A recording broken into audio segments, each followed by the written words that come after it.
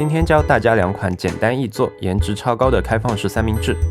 周末不用上班的日子，不如亲手给自己做顿早餐吧。牛油果虾仁三明治，先挖出牛油果果肉，搅拌成泥，再加入少许新鲜柠檬汁、盐和黑胡椒，均匀搅拌。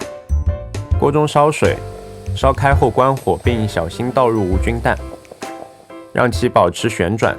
3到4分钟后，水波蛋就做好了。虾仁用黄油煎熟，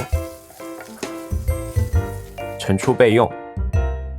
切片欧包，均匀涂抹牛油果泥，放上虾仁、水波蛋，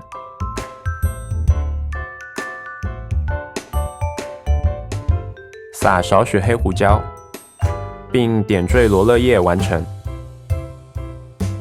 油煎小番茄三明治，锅内倒入橄榄油，烧热后加入樱桃番茄，煎到表皮开裂后加入蒜片、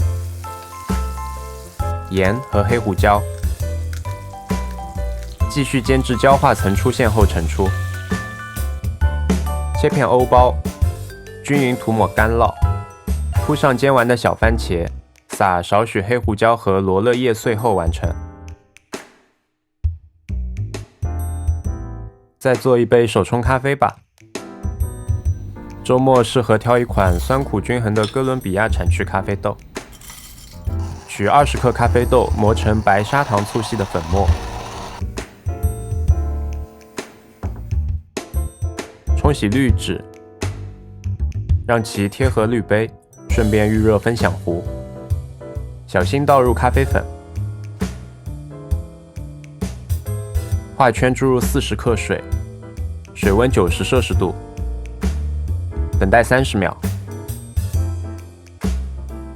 再次画圈注入130克水，等到滤杯中的水位下降至1/2左右，注入第3段130克水，等到滤杯水流断开，咖啡就做好了。